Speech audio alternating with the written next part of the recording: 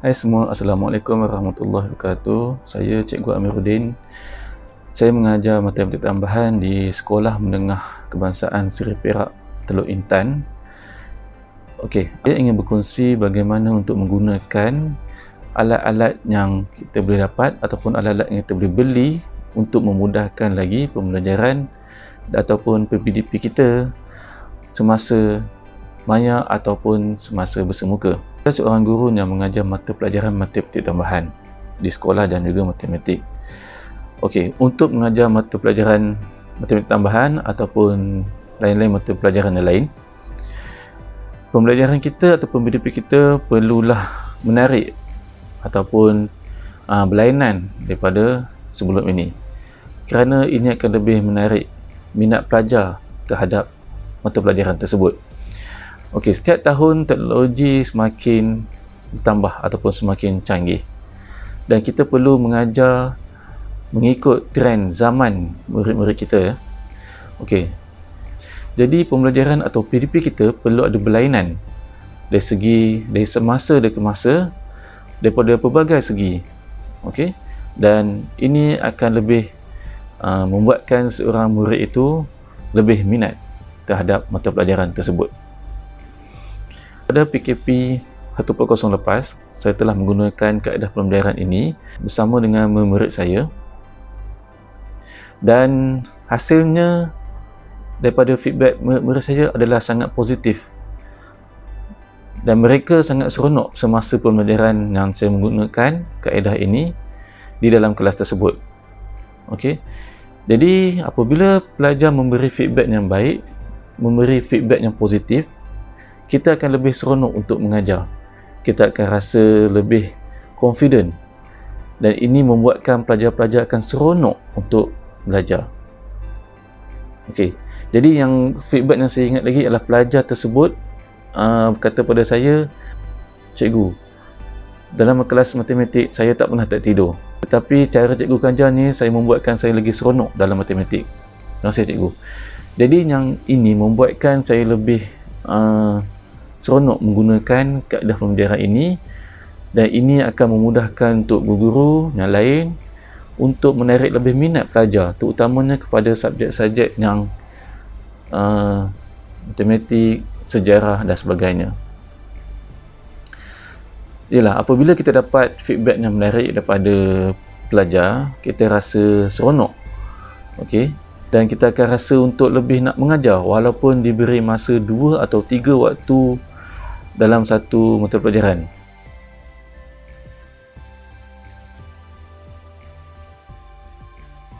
PDP yang saya gunakan semasa di dalam kelas secara PDPR ataupun secara bersemuka. Pertama kali saya akan berkongsi ataupun terangkan peralatan yang saya gunakan semasa kaedah pembelajaran saya ini. Okey, yang pertama saya akan menggunakan screen beam Mini 2. Okey, guru-guru boleh dapatkan di dalam Shopee ataupun di kedai komputer. Okey, screen beam ni adalah fungsi sebagai untuk menyambungkan projektor dan juga tablet. Okey, dan seterusnya saya menggunakan projektor Epson EBX41 ini. Okey, apa yang seronoknya menggunakan Epson EBX41 ini ialah projektor ini mempunyai beberapa port iaitu USB port, HDMI dan juga USB port. Okey, USB ni berfungsi untuk kuasa kepada screen beam ini dan menggunakan port HDMI. Okey, dan seterusnya adalah tablet. Okey, saya menggunakan tablet Huawei kerana mempunyai Huawei PX6 mempunyai pen dia. Okey, pen ni adalah berfungsi sebagai whiteboard ataupun tablet ini sebagai menggantikan whiteboard semasa pembelajaran tersebut. Cikgu boleh menggunakan selain daripada Huawei iaitu iPad ataupun Samsung. Yang penting tablet tersebut boleh menyambungkan dengan pen untuk kita menggantikan sebagai whiteboard. Okey. Itu sahaja peralatan yang saya guna semasa pembelajaran ataupun semasa kaedah PDP yang saya gunakan. Selain itu, saya menggunakan kabel-kabelnya ini untuk menyambungkan ke projektor ya. Okey. Apa yang menariknya ialah menggunakan tablet ini ialah semasa di dalam kelas, okey, saya dapat menyambungkan tablet ini dengan projektor dan seterusnya terpapar di skrin. Okey, jadi saya boleh menggunakan slide PowerPoint ataupun bertulis di dalam kelas sambil berjalan. Okey, kerana screen beam ini, okey, adalah penyambungan tanpa menggunakan wayar. Jadi dengan kaedah ini akan lebih menarik pelajar tersebut. Okey, dan pelajar akan rasa kelainan semasa kelas PDP dengan saya. Okey, kaedah yang saya gunakan ini boleh digunakan dalam 3 waktu. Yang pertama iaitu semasa PDPR, dan yang kedua semasa kelas bersemuka, dan yang ketiga semasa ketidakhadiran cikgu masa di sekolah. Okey, so saya terangkan satu persatu bagaimana kaedah saya ini menggunakan di dalam kelas tersebut ya. Okey, yang pertama, semasa kelas PDPR. Okey. Saya akan menggunakan tablet ini. Okey. Saya akan menggunakan tablet ini. Saya akan menyambungkan menggunakan Google Meet kepada pelajar. Di samping itu, saya akan berkongsi apa yang saya mengajar menggunakan 2 kaedah, iaitu satu ialah Google Meet. Okey. Dan Google Meet tersebut perlu direkodkan untuk berkongsi kepada pelajar selepas pembelajaran tersebut. Dan yang kedua, menggunakan screen recording. Okey. Screen recording ni adalah berfungsi untuk merekod apa yang kita ajar di dalam kelas tersebut.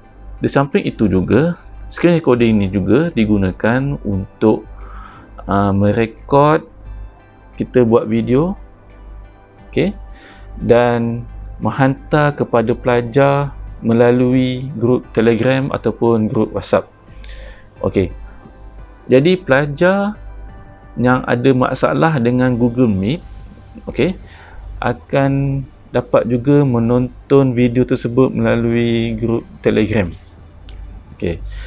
Kemudian screen recording ni boleh digunakan sebagai video untuk kelas flip classroom, di mana sebelum kelas tersebut saya akan berkongsi video berkenaan pendahuluan ataupun cara untuk pembelajaran tersebut sebelum dilangsungkan.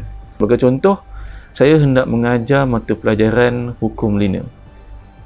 Okey. Jadi sehari sebelum saya akan menunjukkan kaedah-kaedah ataupun pendahuluan berkenaan hukum linear supaya pelajar akan lebih lihat, akan lebih nampak sebelum pembelajaran ataupun sebelum PDP yang akan berlangsung semasa PDPR. Okey. Yang kedua ialah apabila dalam kaedah kelas bersemuka. Okey, kelas bersemuka ini saya menggunakan projektor, screen beam dan juga tablet. Okey. Apa yang saya nak kongsikan dalam kelas bersemuka tersebut? Okey. Saya akan menggunakan tablet ini sebagai whiteboard. Jadi whiteboard di kelas saya tidak akan guna langsung, dan ini akan menjimatkan dalam penggunaan marker pen. Okey. Apa yang seronoknya, saya menggunakan kaedah ini adalah semasa pembelajaran bersemuka dengan pelajar, okey, saya akan membuat screen recording semasa belajar. Okey. Selepas kelas, saya akan berkongsi apa yang diajar oleh saya semasa kelas itu. Saya akan berkongsi melalui grup Telegram. Jadi pelajar-pelajar akan boleh buat rujukan, okey, ataupun latihan ataupun nota selepas waktu persekolahan. Dan ini akan lebih memudahkan mereka untuk lebih mengingat apa yang dia ajar. Kerana mereka dalam satu hari akan belajar dalam 5 ataupun 6 mata pelajaran, dan ini agak membebankan pelajar tersebut. Dengan menggunakan kaedah ini, saya dapat membantu pelajar untuk mengingat kembali apa yang diajar pada kelas tersebut.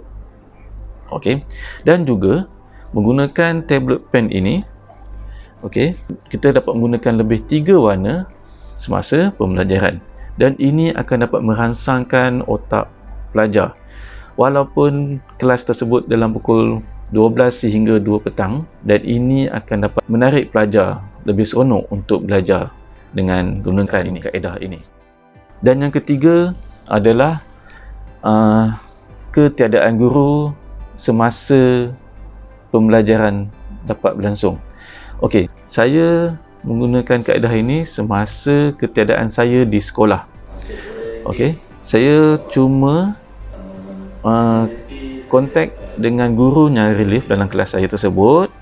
Okey, dan supaya menggunakan projektor dan juga screen beam tersebut untuk disambungkan kepada handphone ataupun smartphone guru tersebut, dan juga memasang audio untuk lebih jelas. Dan ini secara tidak langsung saya dapat mengajar dari rumah. Okey, walaupun saya tidak dapat hadir ke sekolah, saya dapat meneruskan juga pembelajaran saya pada waktu tersebut.